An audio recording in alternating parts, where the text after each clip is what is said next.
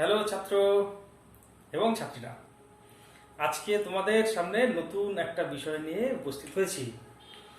সেটা হচ্ছে অ্যালকোহলের বিক্রিয়া। এখানে লিখলাম RH এর বিক্রিয়া। দেখো, অ্যালকোহলের বিক্রিয়াকে আমি দুটো পার্টে ভাগ করে আলোচনা করব। এক ধরনের বিক্রিয়া দেখব যে বিক্রিয়া শুধুমাত্র এই H পরমাণু অংশ নেয়, মানে অ্যালকোহলের হাইড্রোজেন পরমাণু অংশ নেয়। তাহলে লিখবো এখানে H পরমাণুর বিক্রিয়া। H পরমাণু বলতে মাইন্ড ইট কি OH গ্রুপের হাইড্রোজেন পরমাণুর বিক্রিয়া।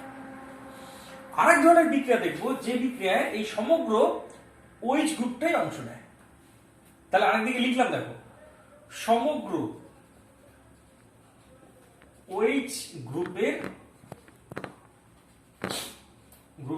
বিক্রিয়া। ঠিক আছে, এই দুটো পার্টে আলোচনা।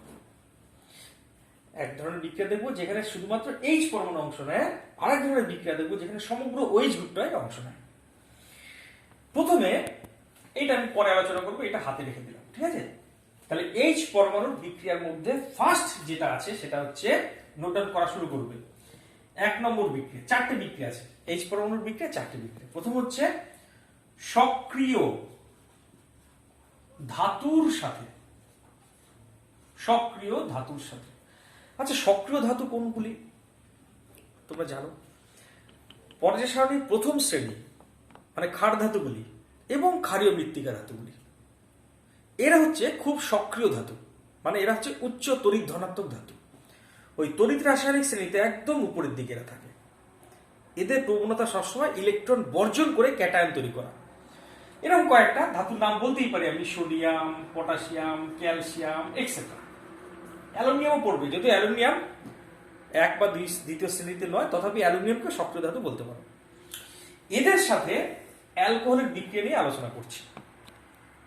তো অ্যালকোহল, তার হাইড্রোজেন পরমাণু দেখো কার সাথে যুক্ত আছে? অক্সিজেনের সাথে। ফলে এই বন্ধন সৃষ্টিকারী ইলেকট্রন জোড়কে অক্সিজেন নিজের দিকে টেনে নেয়। তাই এই হাইড্রোজেনটা খুব সহজেই H+ হিসেবে বেরোতে পারে। কিরকম? ও বলবে, হাইড্রোজেন বলবে, দে তোর এই বন্ধন ইলেকট্রন জোড়কে আমি নিজের দিকে টেনে নিলাম। তাহলে এটা কি হয়ে গেল? দেখো, ডেল্টা প্লাস, এটা হয়ে গেল ডেল্টা মাইনাস। তার মানে এই হাইড্রোজেনকে আমি বলবো আম্লিক হাইড্রোজেন, কারণ hydrogen is bonded to very electronegative atom. That is why this hydrogen behaves as acidic hydrogen. যেহেতু এটা আম্লিক হাইড্রোজেন, তাই এই হাইড্রোজেনটা কোনো একটা ধাতু দ্বারা সহজেই প্রতিস্থাপিত হতে পারবে। এই একটা ধাতু রাখলাম। তাহলে এই হাইড্রোজেন, এই সক্রিয় ধাতুর পরমাণুটা যদি এই হাইড্রোজেনকে প্রতিস্থাপিত করে, তাহলে আমি পাচ্ছি, দেখো, RONA, আর একটা প্লাস H। একটা H পরমাণু আরেকটা H পরমাণুর সাথে যুক্ত হবে, তাই সব ডবল ডবল করে দিলাম। তাহলে পেলাম, দেখো, H2। অর্থাৎ একটা পাত্রের মধ্যে অ্যালকোহল নিয়ে তার মধ্যে যদি একটু সোডিয়াম ফেলে দাও, দেখবে বুদবুদ আকারে একটা গ্যাস বেরোচ্ছে। হ্যাঁ, ইথাইল অ্যালকোহলের মধ্যে সোডিয়াম ধাতু ফেলা মাত্র দেখবে একটা গ্যাস বেরোচ্ছে, মানে ওইটা হচ্ছে অ্যাকচুয়ালি হাইড্রোজেন। এখানে একটু মেকানিজমটা একটু যদি বলি, তোমরা আইডিয়া করতে পেরেছো মেকানিজমটা কি হয়। মেকানিজমটা হচ্ছে, কোন একটা অ্যালকোহল, তার আমি আগেই বলেছি এই বন্ড সৃষ্টিকারী ইলেকট্রনটা কার মাথায় চলে আসবে? ও এর মাথায়। তাহলে এই হাইড্রোজেনটা বেরোবে কি রূপে? H+ রূপে। তাহলে আমি এখানে লিখলাম, এইটাকে করে দিলাম H+, আর এটাকে করলাম RO-। আর সোডিয়াম, তার তো টেন্ডেন্সি সবসময় ইলেকট্রন বর্জন করা। তাহলে সে যদি ইলেকট্রন ছাড়ে, তাহলে একটা ইলেকট্রন ছাড়লো E- কে, এবং নিজে হয়ে গেল Na+। এবার এই H+ এবং ইলেকট্রন মিলে তৈরি হয় H পরমাণু, আর RO- এবং Na মিলে তৈরি হয় RONA। এবার দুটো হাইড্রোজেন মিলে তৈরি করে H2, আর দুটো RONA, দুটো এই অংশ মিলে তৈরি করে RONA। এই তো মেকানিজমটা। ঠিক আছে, তাহলে এটা মুছে দিলাম। আমি আলটিমেটলি কি দেখলাম? দেখলাম যে অ্যালকোহলের হাইড্রোজেন পরমাণুটা কোনো একটা সক্রিয় ধাতু দ্বারা সহজেই প্রতিস্থাপিত হলো, এবং যেটা তৈরি করলো তাকে বলে অ্যালকক্সাইড। এখানে লিখলাম অ্যালকক্সাইড। এখানে সোডিয়াম আছে তাই লিখবো sodium, sodium alkoxide. As for example, তুমি যদি নিতে মিথাইল অ্যালকোহল, ঠিক আছে, 2 অণু, এর সাথে 2 অণু সোডিয়ামের বিক্রিয়া করাচ্ছ তুমি, তাহলে এইভাবে দুটো হাইড্রোজেন প্রতিস্থাপিত হবে এবং পাবো কি 2CH3, হ্যাঁ, ONA প্লাস H2। এর নাম হচ্ছে সোডিয়াম মিথক্সাইড। যদি নিতাম 2 অণু ইথাইল অ্যালকোহল প্লাস দুটো কে পটাশিয়াম, তাহলে তৈরি হতো 2CH3 CH2 OK plus H2। এটার নাম কি হবে? Potassium ethoxide. এদেরকে একত্রে বলে অ্যালকক্সাইড, যার সাধারণ সংকেত হচ্ছে এইটা, ঠিক আছে। এই বিক্রিয়াতে অ্যালকোহলের আম্লিক ধর্মের প্রকাশ ঘটে। তাহলে আমি এখান থেকে কি দেখলাম? অ্যালকোহলের আম্লিক ধর্মের প্রকাশ ঘটে। হ্যাঁ, আম্লিক ধর্মের প্রকাশ ঘটছে, হ্যাঁ অবশ্যই, কারণ অ্যালকোহলের H পরমাণুটা একটা ধাতু দ্বারা প্রতিস্থাপিত হলো, তাই তো এটাকে আমি বলবো অ্যালকোহলের মধ্যে অল্প হলেও আম্লিক ধর্ম আছে। তা অ্যালকোহল যদি আম্লিক হয়, তাহলে আমি দেখব অন্যান্য যে অ্যালকোহলগুলি আছে, অ্যালকোহল আপনারা তোমরা জানো 1 ডিগ্রি, এটা হচ্ছে 1 ডিগ্রি অ্যালকোহল, এটা হচ্ছে আচ্ছা 1 ডিগ্রি অ্যালকোহল। এখানে লিখলাম 2 ডিগ্রি অ্যালকোহলকে আর CH আর OH। এখানে লিখছি 3 ডিগ্রি অ্যালকোহল আর সি আর আর OH। এবার এই অ্যালকোহলগুলিকে আমি অম্লত্বের ক্রমে সাজাবো। মনে রাখবে এখানে 3টে অ্যালকিল গ্রুপ ইলেকট্রনকে ঠেলে দিচ্ছে, আর এখানে একটা অ্যালকিল গ্রুপ ইলেকট্রনগুলিকে ঠেলছে। দেখো ইলেকট্রনকে যদি ঠেলে, তাহলে ওই বন্ধন সৃষ্টিকারী ইলেকট্রন জোড় কার দিকে সরে যাবে? দেখো তো H এর দিকে। তাহলে কিন্তু যদি ওই বন্ধন সৃষ্টিকারী ইলেকট্রন জোড় H এর দিকে সরে আসে, তাহলে কিন্তু এই হাইড্রোজেনটা সহজে H প্লাস হিসেবে বেরোতে পারবে না, কারণ H প্লাস হিসেবে বেরোতে গেলে কি হবে? ইলেকট্রনটা এর মাথায় আসতে হবে। কিন্তু হচ্ছে নাকি এই আর এর প্লাস আই এফেক্টের ফলে ইলেকট্রন জোড়টা H এর দিকে সরে যাচ্ছে, যেটা কিনা এই প্রসেসটা বিপরীত। তার ফলে অ্যালকিল গ্রুপটা কিন্তু অ্যালকোহলের আম্লিক ধর্মকে কমিয়ে দেয়। যত বেশি অ্যালকিল গ্রুপ, তত বেশি প্লাস আই এফেক্ট, তত কম আম্লিক ধর্ম। তাহলে দেখো তো সব থেকে কম আম্লিক ধর্ম দেখাবে 3 ডিগ্রি অ্যালকোহল, কারণ এখানে 3টে আর গ্রুপ ইলেকট্রনকে ঠেলছে, তাই এর আম্লিক ধর্ম সব থেকে কম। তারপরে আম্লিক ধর্ম কম হবে দেখো 2 ডিগ্রি, এবং কম্পারেটিভলি বেশি আম্লিক ধর্ম হচ্ছে 1 ডিগ্রি। তবে এর থেকেও বেশি আম্লিক ধর্ম হবে আরেকজন, আর সেটা কার বলতো? জলের। মানে জলের থেকেও অ্যালকোহলের আম্লিক ধর্ম, জলকে আমি এইভাবে লিখলাম, আরো কম। কারণ জলের মধ্যে কিন্তু এইভাবে ঠেলার মতো ইলেকট্রনকে প্লাস আই এফেক্টের সাহায্যে ঠেলার মতো কোনো গ্রুপ নেই। এখানে হাইড্রোজেন আছে আর এখানে অ্যালকিল গ্রুপ আছে, হাইড্রোজেনের তো প্লাস আই এফেক্ট নেই।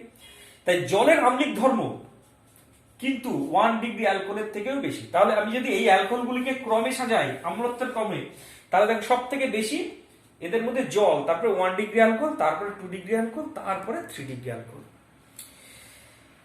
এবার তোমাদের একটা বিষয় বলি, বিষয়টা একটু মনে রাখবে, সেটা হচ্ছে কতগুলি যৌগের সাথে অ্যালকোহলের অম্লত্বের তুলনা। জল আর অ্যালকোহলের মধ্যে অম্লত্ব বুঝেই গেছো, জলের বেশি, ঠিক আছে। তারপরে অ্যালকোহল, অ্যালকোহলের থেকে কম আম্লিক অ্যাসিটিলিন। অ্যাসিটিলিনেরও এই হাইড্রোজেনগুলো আম্লিক হাইড্রোজেন, সেগুলো তোমরা জানো কেন। এরপরে অ্যামোনিয়া, তারপরে অ্যালকেন। অ্যালকেনের এই হাইড্রোজেন সব থেকে কম আম্লিক। এই অর্ডারটা তোমরা মুখস্থ রাখবে। আমি বলছি মুখস্থ রাখতে, আমি সাধারণত বলি না, তবু এটা মনে রাখতে হয়। জয়েন্ট বা আইআইটি লেভেলের কোশ্চেন অ্যান্সার করতে গেলে এই অর্ডারটা মনে রাখতে হয়। এবার তোমাদের আরেকটা কথা বলি, কোন একটা অ্যাসিড যত শক্তিশালী হবে তার কনজুগেট বেস তত দুর্বল। এই অ্যাসিডটার কনজুগেট বেস হচ্ছে OH মাইনাস। ঠিক আছে, কনজুগেট বেস মানে কি, একটা অ্যাসিড H প্লাস ছাড়ার পরে যে অ্যানায়নটা তৈরি করে সেটা হচ্ছে কনজুগেট বেস। তো H2 এর কনজুগেট বেস হচ্ছে OH মাইনাস, আর OH এর কনজুগেট বেস হচ্ছে RO মাইনাস। অ্যাসিটিলিনের কনজুগেট বেস একটা হাইড্রোজেন ছাড়লে পরে পাচ্ছি দেখো মাইনাস। NH3 এর কনজুগেট বেস হচ্ছে NH2 মাইনাস, RH এর কনজুগেট বেস R মাইনাস। তাহলে অ্যাসিডগুলির অম্লত্বের ক্রম যা হবে তাদের কনজুগেট বেসের ক্ষারকত্বের ক্রম তার উল্টো হবে। যেমন এটা ছিল সব থেকে কম আম্লিক, কিন্তু ক্ষার হিসেবে কনজুগেট বেস সবচেয়ে শক্তিশালী। এই হচ্ছে কনজুগেট বেসগুলির ক্ষারকত্বের ক্রম। এই ক্রমটা শুধু অনলি ফর জেই, তার আগে পর্যন্ত তোমরা কিন্তু সবাই পড়বে, এই ক্রমটা মনে রাখতে হবে। তাহলে সবাই এটা পারলে স্ক্রিনশট নিয়ে নাও, পরে নোট করবে তো স্ক্রিনশট নিয়ে নাও। তো এইটা মুছে দেবো এবার, ঠিক আছে, নিয়ে নাও, মুছে দিলাম। তাহলে একটা বিক্রিয়া সবে হলো, সেটা হচ্ছে সক্রিয় ধাতুর সাথে বিক্রিয়া। সেকেন্ড বিক্রিয়াটা এবার আলোচনা করব, সেটা হলো অ্যালকোহলের সাথে গ্রিগনার্ড বিকারকের বিক্রিয়া, যেটা আমরা আগেও আলোচনা করেছি। মনে করো কোনো একটা অ্যালকোহল, তার সাথে যদি গ্রিগনার্ড বিকারক, মনে করো CH3 MgBr এর বিক্রিয়া করা। আমি বলেছিলাম এই CH3 MgBr এর এইটা হচ্ছে নেগেটিভ পার্ট, এইটা হচ্ছে পজিটিভ পার্ট। এই নেগেটিভ পার্টটা সবসময় একটা H প্লাস এর খোঁজে থাকে, এই হচ্ছে সেই H প্লাস। তাহলে বিক্রিয়া করলে কি তৈরি করবে দেখো, CH3 এবং H মিলে তৈরি করবে CH4। গ্রিগনার্ড বিকারক চ্যাপ্টারে ডিটেইলস আলোচনা করেছি। তাহলে যদি CH3 টা এই H প্লাস কে ধরে দিয়ে তৈরি করলো CH4, আর RO এর সাথে MgBr টা জুড়ে যাবে, তাহলে পাবো দেখো সাইড প্রোডাক্ট RO MgBr। এই হচ্ছে গ্রিগনার্ড বিকারকের সাথে বিক্রিয়া। আরেকটা এক্সাম্পল দিই, একটা এক্সাম্পল দেওয়া যায়। এক্সাম্পল, মনে করো তোমার কাছে আছে CH3 CH2OH, এই হাইড্রোজেনটা তার সাথে CH3 MgBr এর এই CH3 পোর্শনটা মানে নেগেটিভ পার্টটা, এটা একটু বড় করে লিখে তাহলে সুবিধা হবে। তোমার জানা আছে এর মধ্যে আবার দুটো পার্ট আছে, এইটা হচ্ছে পজিটিভ পার্ট মানে ডেল্টা প্লাস, এইটা হচ্ছে নেগেটিভ পার্ট মানে ডেল্টা মাইনাস। তাহলে এই CH3 টা ডেল H প্লাস কে ধরবে, ধরো কি তৈরি করবে দেখো CH4 প্লাস বাকি পোর্শন বলতে কোনটুকু দেখো CH3 CH2O Mg, জায়গা নেই বলে এখানে লিখলাম Br। এইভাবে দেখলাম অ্যালকোহলের আম্লিক হাইড্রোজেনটা অ্যালকিল গ্রুপের সাথে যুক্ত হয়ে অ্যালকেন উৎপন্ন করে। এখানে একটা ছোট্ট কথা বলি, যতগুলি এরকম OH গ্রুপ আছে মানে যতগুলি আম্লিক হাইড্রোজেন আছে তত মোল মিথেন তৈরি হবে, এবং 1 মোল যদি বিক্রিয়া করাও তাহলে HTP তে 22.4 লিটার কিন্তু মিথেন পাওয়া যাবে।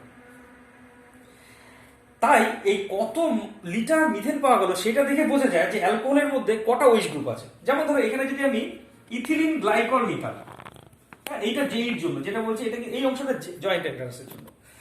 ইথিলিন গ্লাইকল যদি নিতাম তাহলে তার মধ্যে যদি 2 অণু CH3 MgBr দিতাম, তাহলে দেখো তো এখানে দুটো আম্লিক হাইড্রোজেন আছে, তাই দুটো CH3 মিলে তৈরি করতো 2 অণু CH4 প্লাস সাইড প্রোডাক্ট যা আছে আমি লিখলাম না, সাইড প্রোডাক্ট এর সাথে জাস্ট এখানে MgBr চলে আসবে, এখানে MgBr চলে আসবে, আর দুটো CH3 দুটো হাইড্রোজেনকে ধরে দুটো মিথেন তৈরি করলো। তাহলে 2 মোল মিথেনের HTP তে আয়তন কত হবে 2 × 22.4 লিটার। এই বিক্রিয়া দেখে আমি বুঝতে পারি যে অ্যালকোহলের মধ্যে কয়টি OH গ্রুপ আছে। এই প্রসেসটাকে বলা হয় জেরিভিটিনভ অ্যাক্টিভ হাইড্রোজেন ডিটারমিনেশন। বিজ্ঞানী জেরিভিটিনভ রাশিয়ান সায়েন্টিস্ট ছিলেন, তিনি এই পদ্ধতিতে যে একটা যৌগের মধ্যে কয়টি অ্যাক্টিভ হাইড্রোজেন আছে সেটা নির্ধারণ করেছিলেন, তাই এটাকে বলে জেরিভিটিনভ অ্যাক্টিভ হাইড্রোজেন ডিটারমিনেশন। এই অংশটা শুধুমাত্র, পরের অংশ যেটা বললাম জেরিভিটিনভ প্রসেস, এইটা কিন্তু জেইর জন্য। নেক্সট পরের অংশে চলে আসছি, সেটা হচ্ছে এখানে 3 নম্বর। 3 নম্বর হচ্ছে 3 নম্বর প্রসেসটা হচ্ছে, মনে রাখবে আমি যেটা বলছি সেটা হচ্ছে অ্যাসিটাইলেশন বিক্রিয়া। হেডিং করলাম অ্যাসিটাইলেশন। অ্যাসিটাইলেশন বিক্রিয়া। অ্যাসিটাইলেশন বিক্রিয়া কি? অত্যন্ত ইম্পর্টেন্ট, স্টার মারবে, অত্যন্ত ইম্পর্টেন্ট। বলছে অ্যাসিটাইল ক্লোরাইড বা অ্যাসিটিক অ্যানহাইড্রাইড, অথবা তুমি অ্যাসিটিক অ্যানহাইড্রাইডও দিতে পারো। অ্যাসিটিক অ্যানহাইড্রাইডটাকে চিনে রাখো, এইটা হচ্ছে অ্যাসিটিক অ্যানহাইড্রাইড, ঠিক আছে? অ্যাসিটিক অ্যাসিডের অ্যানহাইড্রাইড। দেখো যদি নতুন একটা যৌগ পেলাম তো তাই এটাকে আমি দরকার পড়লে ডান দিকে আমি ছোট্ট করে লিখে দিচ্ছি, পরিচয় করে দিচ্ছি যৌগটার সাথে। এটা হচ্ছে অ্যাসিটিক অ্যাসিড, এটা হচ্ছে অ্যাসিটিক অ্যাসিড। হ্যাঁ, তার থেকে যদি P2O5 দিয়ে বা কোনো নিরোধক দিয়ে জল বার করে নিয়ে আসো, P2O5 হচ্ছে জল শোষণ করে, এই OH আর H থেকে জল হিসেবে মনে করো বার করে দিল, তাহলে পড়ে থাকলো কি দেখো CH3 CO ও CH3 CO, এইটাকে বলে অ্যাসিটিক অ্যানহাইড্রাইড। অ্যানহাইড্রাইড মানে জল বেরিয়ে গেলে যেটা পড়ে থাকে। অ্যাসিটিক অ্যাসিডের দুই অণু থেকে জল বেরিয়ে গিয়ে পেয়েছি, তাই এটাকে বলে অ্যাসিটিক অ্যানহাইড্রাইড। তাহলে দেখো অ্যাসিটাইলেশন বিক্রিয়াটি কি? অ্যাসিটাইল ক্লোরাইড অথবা অ্যাসিটিক অ্যানহাইড্রাইড অ্যালকোহলের সাথে যদি বিক্রিয়া করো, অ্যালকোহল হিসেবে নিলে মনে করো CH3OH, তাহলে এখানে একটু পিরিডিন লাগবে, বুঝতে পারলে? এখানে অনুঘটক রূপে পিরিডিন লাগে, কেন লাগে একটু পরে বলছি। তাহলে এই অ্যাসিটাইল ক্লোরাইডের Cl এবং অ্যালকোহলের HCl হিসেবে বেরিয়ে যায়, এবং সেই HClটাকে কিন্তু পিরিডিন ধরে। পিরিডিন হচ্ছে দুর্বল ক্ষার, তাই পিরিডিনটাকে ব্যবহার করা হয় যাতে বিক্রিয়াটা ডান দিকে চলে আসে। তো যাই হোক HCl উৎপন্ন হয়, আর পরে থাকে কি দেখো CH3COOCH3, মানে অ্যাসিটিক অ্যাসিডের মিথাইল এস্টার, যাকে বলে মিথাইল অ্যাসিটেট। সিমিলারলি যদি তুমি এই যৌগটাকে অন্য কোনো একটা অ্যালকোহলের সাথে বিক্রিয়া করাতে, মনে করো ইথাইল অ্যালকোহলের সাথে বিক্রিয়া করেছো, সেটাকে আমি কায়দা করে একটু লিখছি। এটা হচ্ছে ইথাইল অ্যালকোহল, দেখো CH3CH2OH, তাহলে এই অংশটা অ্যাসিটিক অ্যাসিড হিসেবে বেরিয়ে যাবে। ওইখানে বেরিয়ে এসে HCl, আর এখানে বেরিয়ে আসলো দেখো সেই অ্যাসিটিক অ্যাসিড। তাকে ধরার জন্য বেস হিসাবে পিরিডিন রাখবো।